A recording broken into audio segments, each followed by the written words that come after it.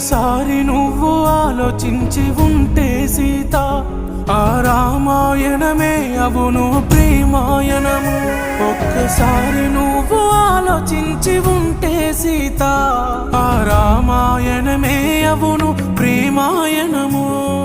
దిగ దిగ దిగ దిగ్గజ అంజని సుత, జయ జయ జయ కేతన వాయుపుత్ర, రఘుపతి సేనారా